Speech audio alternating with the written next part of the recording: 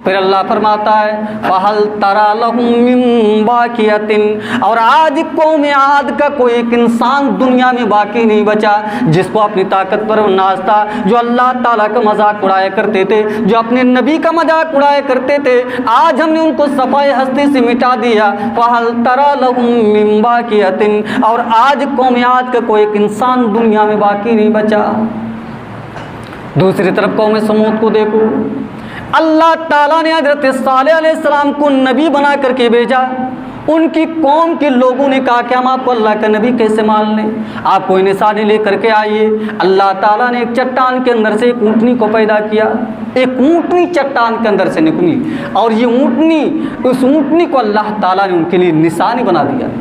हज़रत सालेह अलैहिस्सलाम ने अपनी कौम से कहा कि ये ऊँटनी तुम्हारे लिए अल्लाह ताला की तरफ से आजमाइश बन कर के आई है। इस ऊँटनी को तुम छूना भी नहीं, इस ऊँटनी को तुम गलत नीयत से छूना भी नहीं, इस ऊँटनी को तुम बुरे मकसद से छूना भी नहीं, वरना अल्लाह ताला का अज़ाब तुम्हारे ऊपर आ जाएगा।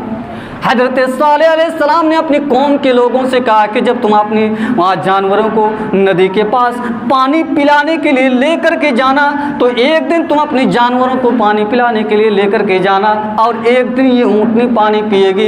इस ऊँटनी को तुम बुरे मकसद से छूना भी नहीं, वरना अल्लाह ताला का अज़ाब तुम्हारे ऊपर आ जाएगा।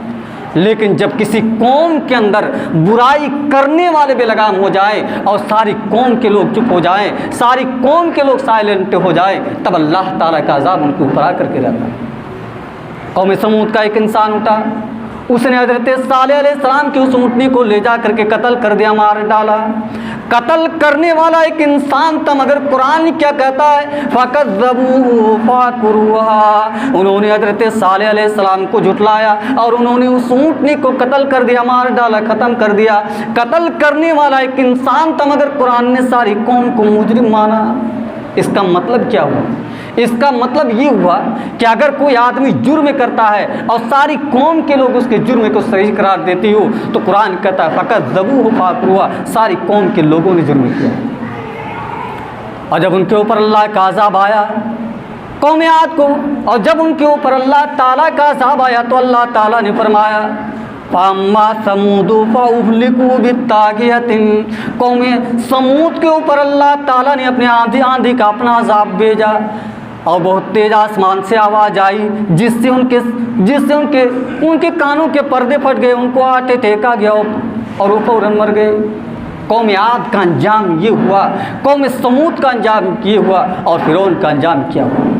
फ़िरौन तो होता जो हज़रत मूसा अलैहिस्सलाम का मजाक उड़ाया करता था, कहा करता था कि मूसा तुझे तो ढंग से बोलना नहीं आता, तू तो तुतला करके बोलता है, तू तो लड़खड़ा करके बोलता है, तेरी ज़ुबान के अंदर लुकनत पाई जाती है, तेरी आवाज़ में लुकनत है। ऐ मूसा, जब तुझे ढंग से बोलना नहीं आता तो तू अपने आप को नबी कैसे कहता है? अच्छा, अल्लाह ताला की कुदरत देखो।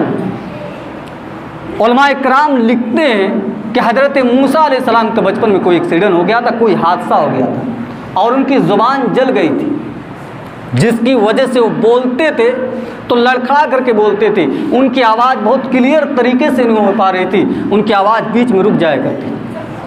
इसलिए हज़रत मूसा अलैहिस्सलाम ने जब अल्लाह ताला की बारगाह में दुआ की थी, उस दुआ में एक लफ्ज़ ये भी था, रब्बि इश्रह ली सदरी वयस्सिर ली अमरी वहलुल उक़दतम मिन लिसानी यफ़क़हू क़ौली। ए अल्लाह ताला, तू मेरे सीने को खोल दे, तू मेरे मामले को तू आसान कर दे। वहलुल उक़दतम मिन लिसानी यफ़क़हू क़ौली, ए अल्लाह ताला, तू मेरी ज़ुबान के गिरे को तू खोल दे, ताकि लोग मेरी बात को समझ सके।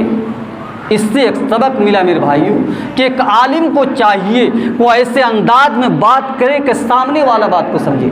अगर कोई ऐसे अंदाज में बात कर रहा है कि खुद ही बोल रहा है, खुद ही समझ रहा है, तो ये कोई कमाल की बात नहीं है। हज़रत मूसा अलैहिस्सलाम अल्लाह ताला की बारगाह में दुआ करते हैं कि अल्लाह ताला मेरी ज़ुबान की गिरे को तू खोल दे, ताकि लोग मेरी बात को समझ सकें। और जिस नबी की ज़ुबान में लुकनत पाई जा रही है, अल्लाह ताला ने उस नबी को क्या मकाम अता फरमाया। अल्लाह ताला ने हज़रत मूसा अलैहिस्सलाम को कलीमुल्लाह बना दिया और कलाम किया, उनसे कलाम फरमाया उनसे। व कल्लमल्लाहु मूसा तकलीमा, अल्लाह ताला ने हज़रत मूसा अलैहिस्सलाम को कलीमुल्लाह बना दिया और कलाम किया, उनसे कलाम फरमाया उनसे। जिस नबी की ज़ुबान में लुकनत पाई जा रही है, अल्लाह ताला ने उस नबी को इतना बड़ा मकाम अता फरमाया कि कलीमुल्लाह बना दिया और कलाम किया, उनसे कलाम फरमाया उनसे। फिरौन हज़रत मूसा अलैहिस्सलाम का मजाक उड़ाया करता। हज़रत मूसा अलैहिस्सलाम कहते मैं अल्लाह का नबी हूँ, मैं अल्लाह का रसूल हूँ। फिरौन कहा करता कि कौन है तुम्हारा रब, कौन है तुम्हारा परवरदिगार, क्या वो आसमान पर रहता है। अपने दरबारियों से कहा कि चलो एक महल तैयार करो, एक सीढ़ी तैयार करो, मैं चढ़ के देखूँ कि मूसा का रब कैसा है। इतना ही नहीं, फिरौन को इस बात पर भी नाज था कि मिस्र के अंदर बहुत सारी नदियाँ बहती हैं।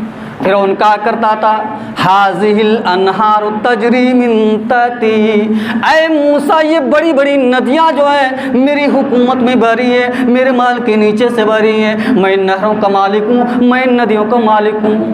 अल्लाह ताला ने कहा कि तुझे अपनी नदियों पर नाज है, अब देख हम अपना अज़ाब तेरे ऊपर कैसे नाजिल करते हैं। अल्लाह ताला ने हज़रत मूसा अलैहिस्सलाम को हुक्म दिया कि बनी इसराइल को लेकर के निकल जाओ रातों रात। हज़रत मूसा अलैहिस्सलाम बनी इसराइल को लेकर के जाने लगे। फिर उनको पता चला कि मूसा शहर छोड़ करके भाग रहा है। उसने अपने लश्कर को तैयार किया और हज़रत मूसा अलैहिस्सलाम का पीछा करने लगा।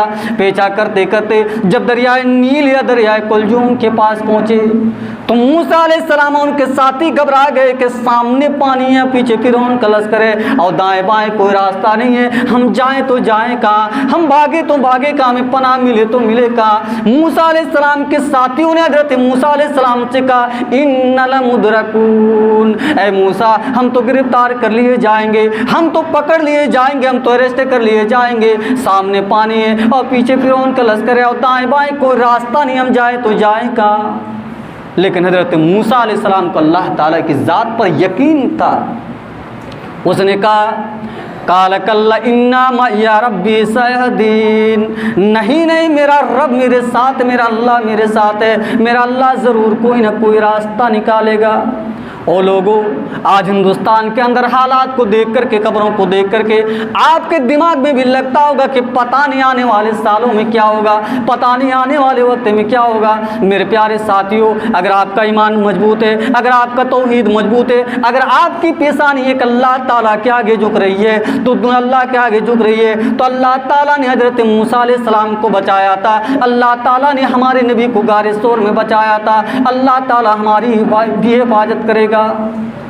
शर्त ये कि हम सच्चे पक्के तौहीद वाले मोमिन बन जाए। ये जो डर है इस डर को निकाल दो। डरना है तो उस अल्लाह ताला से डरो जिससे डरा जाए, जिससे उम्मीद लगाई जाए। अगर आप तौहीद के ऊपर हैं, अगर आपका अकीदा मजबूत है, अगर आपका ईमान मजबूत है, अगर आपकी पेशानी एक अल्लाह ताला के आगे झुक रही है तो दुनिया की कोई भी ताकत आपका कुछ नहीं बिगाड़ सकती।